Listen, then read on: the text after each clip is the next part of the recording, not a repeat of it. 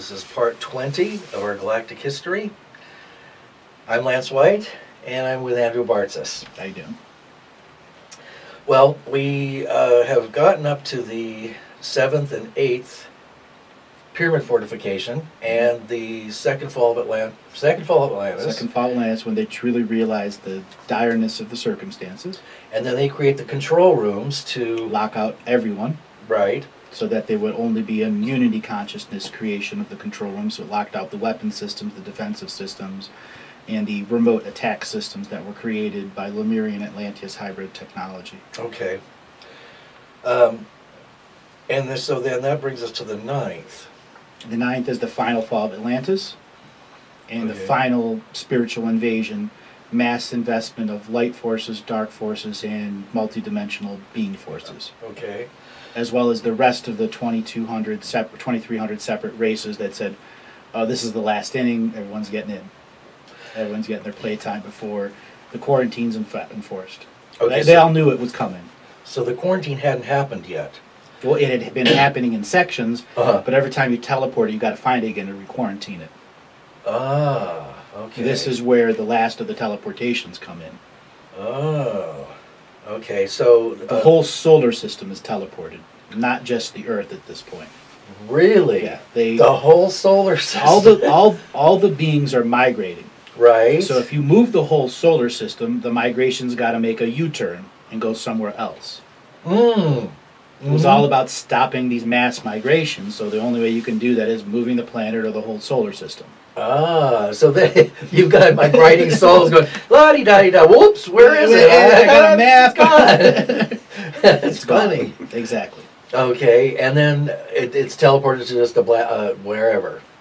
Far away. Far away in a far distant away. land. Okay. It'll take forever to figure out where it is, and then you got to get there. And you have to be able to trace the energy signatures at some point. So this is where the Arcturian collective begins its mass investment into Earth with master avatars that are in full connection to multiple collectives. Because they knew the quarantine was coming and that domination control was going to take place, and they needed to have that DNA in the mass quantities of DNA that we're interbreeding with. So even if the negative beings would get Arcturian technology out of the skin suit, it was all right, because the many thousands of years in the advance would also have the advantage of the Arcturian collective technology built inside your skin suit, as well as the Pleiadian, the Sirian, the Greys, the Zeta, all of them. Okay, so in other words, there, as I'm interpreting this, there would be a way to implant your collective into the DNA. Right. So if a soul from your collective was in a skin suit that had the codes you were looking for, you could bypass the forgetting mechanism of being born in here and have access to your collective information in union with your sentience. Is that happening to a lot of people today? Yes, that's why people are being activated and having sudden communications. They're not channelers, they're remote experiencers.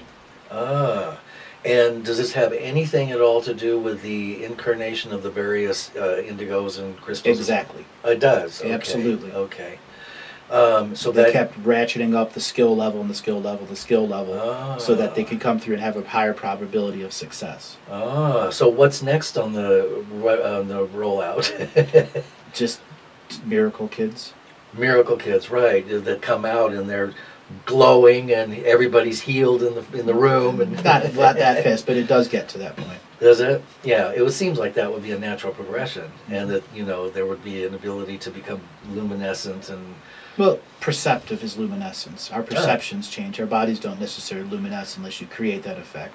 And that Bible luminescence where you see a lot of the pictures where they got the halo and that, that was them trying to describe that that's a multidimensional being, that when you talk to me, you understand, when you've been, the last couple of days you've been around me, you see the average human me, and then you see me in no time in instantaneous response and question and answer. Yes. Yeah, and it is a different experience. It's not.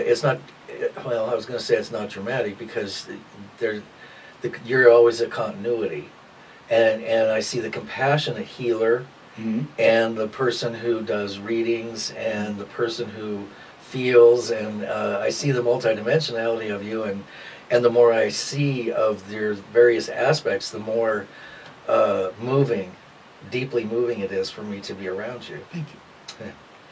And I suppose that's one of the, I know I'm diverting off this topic briefly, but that's one of the pluses and pitfalls, that when people begin to recognize the truth and the feeling behind you, there will be many who want to be with you, spend time with you, ask you questions, and so on and so forth. So do you have a way to deal with the explosion of interest in you as a The multi-dimensional me does, yeah and the me that's not always in contact with the multi-dimensional, because I don't need to know everything. Right, In fact, I don't right, want to right. because it's too much. Sure. Oh yeah, yeah, It's just too much at times. yeah. Turning yeah. the skill on is a skill. Yes. Remaining in the field is a skill. Yes. Doing what I do is my passion while I'm using that skill. Right. And that passion is to give everyone the heart sense truth from the Akashic record and allow their tools of discernment to let the energies filter through. Mm-hmm. So the detractors will be the detractors. I'll give them no energy, and the only energy they've received is those that are in defensive detraction. In situations where people are coming to me for readings, right now there's several people outside waiting for readings, and I already did enough readings for this weekend. I cannot do any more Mm-hmm. if I'm going to complete this project. Right. So yes, unfortunately, I do have to make that physical choice when to stop and to turn it off. Yeah. When I get back, there'll be several hundred Skype messages waiting for me, several hundred emails. I get 200 to 300 emails a day now. Before these last shows went viral, Right. so you can only imagine the volume of people that are trying to communicate to me. And I get these messages in Skype that are like 30 pages long, my entire life story, Wow. because they know they can't get a hold of me, but just writing that and sending that to my energy completes something for them. Right. Right. Right. Which is something that our shamans teach us that we can do, is writing it down Exactly. and then burning it. It doesn't even have to go to anybody, as long as you have acknowledged yourself and your own Correct. story. So, okay, well that helps me to answer that question. So, I'm just a person like everyone else. right, I'm choosing to do this, Yeah. and you're choosing to do this because Right. it feels right. right, David's here doing Right. this, and everyone else here is doing this because this is our time of sovereign free will and expressing soul family will. That we Right. don't want to live like this anymore. right. We have had it. Had it. We have And had it. here's what they've done to make us say I've had it. Right, right. And if anybody who doesn't get it needs to listen to what they've done, so they can reach the point where their spiritual anger and hackles rise Mhm. to the point where they say, "Oh my God, Yeah, enough's enough. that's it, no more." Put on the gloves and the boots and the shovels and the picks and start digging into I'm it. pulling the plug on the Yeah. banking system, pulling my money out of the bank, whatever. Mhm. I'm not giving any energy to anything that has to do with the tools of domination and control. Mhm. And that is pretty much everything on the planet. Mhm. All the marketing and everything. Okay. So, so the ninth pyramid fortification was the last one. The when last of the Atlantis would- sentients of Atlantis that ultimately knew there was a corruptive force in their incarnation pattern that they could never prevent. That no matter what they did, the volume that was there, no matter what time wars they did, there was no chance for them to go back to the beginning and change it. Mhm. So the only other choice was to go to the end. Right, and the end is Now. now. 2011 to 2014. 14. This is where all of the 2,300 species that have been doing time wars is manifesting everything that they're doing because they realized they couldn't go back to the beginning and change it, so they had to invest into the future or layers into the future. So all of their propaganda, technology, spirituality stuff all popped up just before the awakening, just before Earth pops out of the densest part and into the lighter part with the rest of the solar system. Now that has to do, that also has to do with Mars. Correct. Earth and Mars are part of the consciousness of Earth. Yep. And so there is we are the ones who are raising our consciousness. And so depending on how that occurs, whether we become less conscious as a collective or more conscious, determines which one enters first into the higher field, which is Correct. Earth or Mars. So a little slight thing here. Okay. Mars is a planet. The sentience of Mars is essentially in a coma. Oh, I've talked about this in another show a few times. I don't really talk about it a lot, but Mars was essentially dead, and then it was teleported into the Galactic ascension machine, and all the people on it were sent to triage planets to be healed, and then souls went into Mars to bring the planet from death state to suspended animation state, and then all the people that were in triage centers were brought back and turned into planetary healers and took the contracts of the planet over, because the planet was a mass technological system that spread defensive tools of domination and control, weapon tools of domination and control. Then it was captured and light forces created light tools, light healing technologies. So the planet was very central in the spreading of domination and control and healing technologies. So it was a central piece of the dramatic lines of puzzles that they needed people to incarnate here. If Mars was out of the puzzle, as much as 40% of the migration forces would go somewhere else. That's how vital Mars is. So when Earth comes out, if we heal right, we heal Mars. Mars comes back to life as a sentience and completes this process faster. okay. If not, Earth comes out, and Mars, the sentience, will determine if it dies off, and if there's the prime creator has a walk-in sentience to Mars. And then the people on Mars alive right now, they won't die. They'll be given new contractual obligations in a more free way to get rid of the karma of the drama there. So is there an advantageous is there an advantage for one or the other to? Yes, if Earth and Mars go collectively, Yeah. then there is a great healing, and a lot of the war dealings get dealt with right away. That war Okay. karma gets eliminated out of our consciousness and healed much faster. So then it would appear on Earth as if all wars stop and something No, would be. There would be a series of synchronistic events Okay. that bring the war hawks, the chicken hawks, to their knees Oh. in psychic form, Okay. and they would no longer be attached to that zealot tangent, Oh, nice. because their Nice. field of energy doesn't exist for them to be in that zealot tangent anymore. Nice. Well, in any case, that will be part of the eventuality. That will Correct. be, yeah. So no matter how it works out, it's a matter of timing, and we don't know yet how the level of consciousness will proceed, Correct. because there's so many players throwing their last cards out, and who knows, they might. Is it possible for these players at the card table to have cards hidden? But All of them have royal flushes right now. wow. Who wins, and everyone has royal flushes? The dealer. Oh. And who was that? Earth. Earth. Oh, all right. So She gets to go her sentience. They're playing with just the graduating timeline, and yeah, they're screwing with Earth, putting saddles on her, attacking her, and stopping her from doing what she can do. But when we awaken, she awakens even 1,000-fold, and the system of domination and control is just hairs to them. Oh. To her. so So they can be plucked off or colored or whatever they want. if she was fully sentient right now, She could make all the dark eyes pink, sparkly, unicorn-looking things. Oh my God! No fear anymore. Wow. So when she is released from her slavery and imprisonment, which is also ours, which Correct. we share, then we're all She's enslaved until we are enslaved. until we are, If we're enslaved, she's enslaved. right? And if she is, We are. So Okay. if one gets free, they're all free. We're all free. So, but And it's not likely that we would be freed first. That's how the unity consciousness bombs were created. Okay, the unity consciousness bombs. These are devices that were created during the Atlantean times, the second fall of Atlantis, Okay.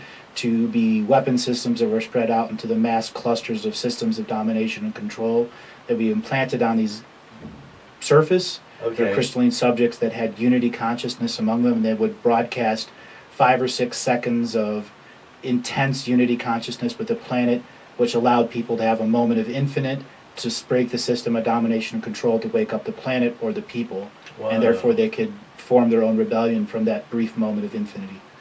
And in infinity, you have all time, you have everything. You have all the skills, all the time, all the energy. Yeah, you can just take your time, and that's why the graduation party can last as long as you want. Correct. Because we're in infinite no time. Correct. We're truly infinite beings of Correct. light at that point. Correct. That have our 2200. By being so related to Earth, you're an infinite being. Right. And will we be able to have access to that wonderful skin suit that she created originally? We'll have even better. Better. Oh, Even wow. better. Wow. Even better. Wow. Oh, I can't wait. Yahoo! Now, there's a couple of questions that popped up. One is, there's been a lot of speculation about the octahedron, or the, I think it's a geometric shape on Saturn that spins around, and the rings of Saturn being artificial. What is Saturn? I mean, are those rings? Those are rings. What are they? They're a way to store souls in cold storage. Oh. Very low density, very low experience, and there are constant barracks reserve of troops that are used as a defense or attack force for invading planet ships coming in or going out. So It's a weapons system, but it's a Yeah. sentient planet. But at the same time, it has a consciousness in it that isn't the best guy. You Sauron. spoke to yeah, you know, yeah. Yeah, you know. the Lord of Darkness. Correct. Yeah, he's the one ring holder, or the one that wants to hold all the You rings. and George have talked about him, Catsavalis. Oh yes. Yeah, very interesting. And then And he's here in the game too. He wants the Earth Galactic Ascension machine. Saturn. Yeah. So, And then some of the other ones do too. If yeah. Mars were Oh, ever right. Mars were ever wake up, Saturn and Mars would be not happy.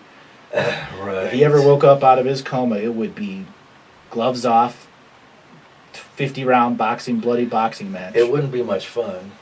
I would like to sit and watch popcorn and watch Oh, those two well, battle yes. it out and say goodbye, get out of our solar system, and don't come back. Right. Hear me? Don't come back. Yeah, never. We don't want you. You're pink slipped. Exactly. So, so no matter how you slice it, we win. Everyone wins, and then all of this, all of the control systems are removed. The archons are removed. The incarnation, we graduate, and then finally there can be some movement with the. All that blossoms in a omnidirectional linear expansion based on how fast the consciousness of our planet grows and grows and grows and grows and grows. And once she's released, it seems like she has infinite possibilities. To heal us, so our consciousness raises faster, so she can raise her consciousness at the same time. Right. See that, folks? I think Saturn got Saturn mad. Saturn got mad. took a poke at us. Saturn took a poke. Are we? Well, we'll continue. And Leave that and in. And Mars is, yeah, Mars is there with the big angry bringing the bee. bees. Yeah, sending in the bee people. Okay, so see, you got a wonderful demonstration of how these things work. It's both as above and below, and metaphoric, and right here in your own reality. That's right. So as you're sitting in your rooms, watching YouTube, if something happens around you, a window breaks, a bird flies into Door goes open. Yeah, there are no accidents. None. We are in total synchronicity, and when you're in no time, everything is synchronous. It's just a Absolutely. matter of being aware of it. You're so right.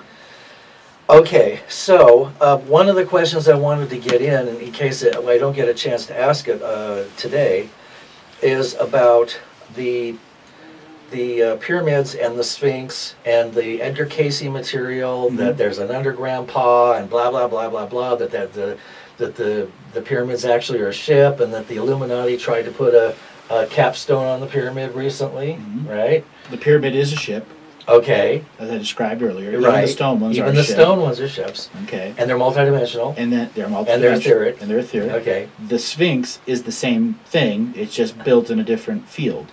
Oh. It has a different kind of omnidirectional field. Oh. And its actual purpose, well, I'm me scale this down a second. You have the first installations of dominant control religion, but it still allows consciousness expansion, and you still have at least half of the user manual to your body when this was created. They didn't take away the whole user manual. Okay. So the Sphinx was a place where priests and priestesses of high energy, both light and dark, could go to commune with the Earth source or any other planetary sentient source that would give knowledge and wisdom to both light and dark sides. There was this, best way to describe it, certain spots of Earth where both light and dark could come and not fight each other. The land was set up where they would just debate, learn, find a way to come together. And the zealot ones would just stay away at that point. So there was always something, and you still had members of the neutral force there that could come in and moderate, like the Venusian philosophers that would come in and moderate and broadcast these things. And the Sphinx would be used as this central source so that both light and dark priestesses can commune to the same source and get the same answers while looking at each other and see the synchronicities there.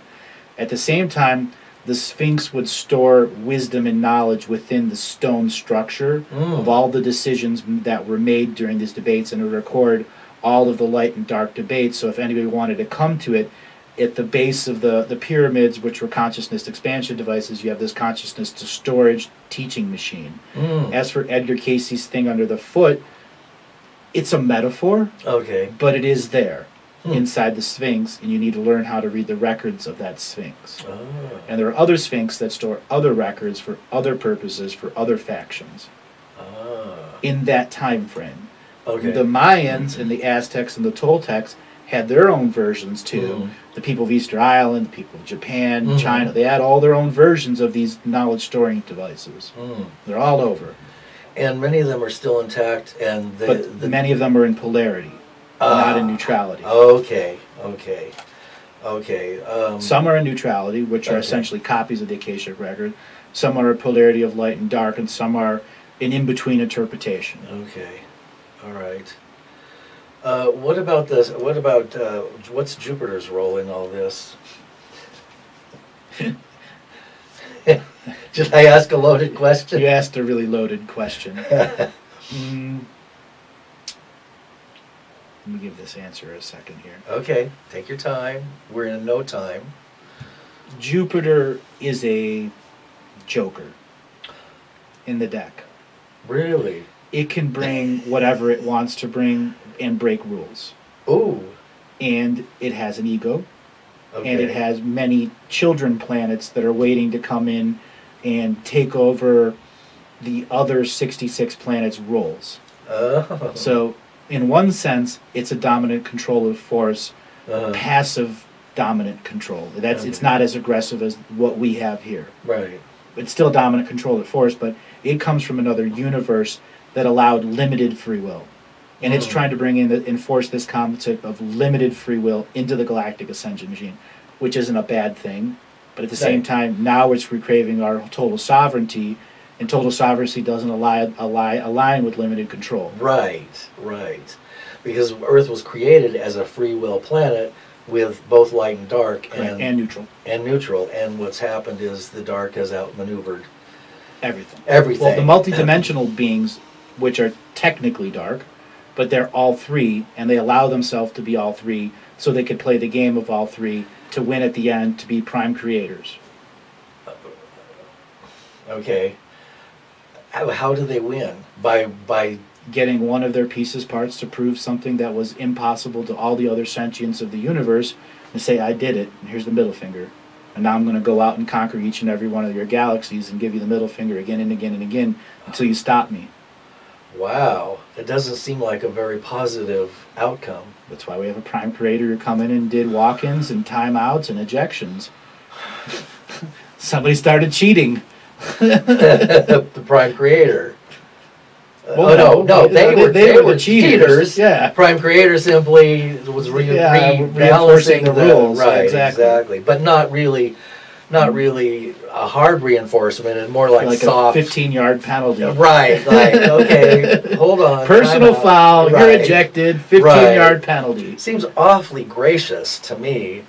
I would have just you know, They're interlocked all the time, where so you can't take one out, and they purposely Right. entwine themselves That's to our soul right. families. That's right. So you couldn't just erase them. That's right. Okay. Okay, so I think, are we coming up to, yes, we are coming up to, well, that flew by, like the bee and the flying lights. So that's the end of part 20, and Very good. we're looking forward to do many, many more. many more, right. There's infinite time for us to share this information and have fun with it. Because this is our time to have fun. Yep. Okay, thank you. This is the end of part 20.